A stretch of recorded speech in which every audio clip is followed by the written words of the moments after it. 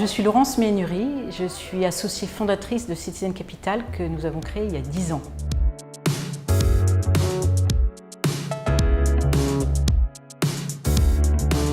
Moi, j'ai grandi dans une famille où les questions d'utilité publique étaient centrales, donc on en parlait à tous les repas.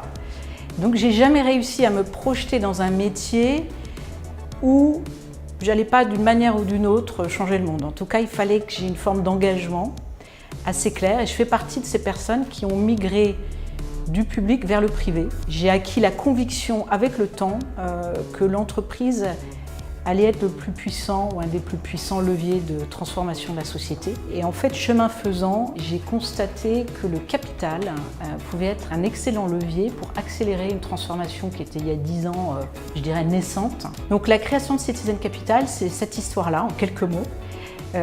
Et en 2008, donc, je quitte l'Institut Montaigne avec une idée en tête qui était de créer un fonds d'investissement qui couplait des objectifs de rendement financier avec des objectifs d'impact social positif. On est allé voir nos premiers investisseurs en 2008 avec une proposition de valeur qui à l'époque était très nouvelle, qui était de dire « Nous souhaitons financer et accompagner des dirigeants d'entreprise, des entrepreneurs, dont l'activité, dont le cœur du projet de l'entreprise est de relever un défi social ou environnemental ».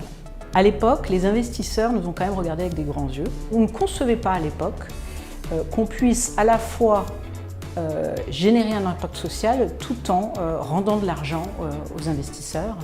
Et c'était ce qu'on appelait l'impact investing, c'était le tout début de l'impact investing. On met 3 ans à lever un premier fonds de 22 millions d'euros. On fait 7 investissements, on démarre Pierre-Olivier et moi dans un bureau, et puis 3 et puis 4. 2015-2016, on lève un deuxième fonds qui fait à peu près le double du premier. Dans le deuxième fonds, on constate que la thèse d'impact est fragile si elle repose uniquement sur une personne ou un dirigeant. Donc la thèse d'impact qu'on se forge quand on investit dans une entreprise doit être dans le projet de l'entreprise et ne peut pas relever du parcours ou de la nature d'un dirigeant. On est à la fin de cette période d'investissement de notre deuxième fonds, aujourd'hui, 2020, et on amorce la levée de notre fonds 3 dans un tout autre contexte, puisque je dirais que depuis 5 ans, l'économie mainstream, nos investisseurs, nos parties prenantes, mais aussi toute une génération d'entrepreneurs arrivent sur le marché avec un intérêt très fort pour des projets qui contribuent à changer le monde, en tout cas qui contribuent au monde et à relever les défis.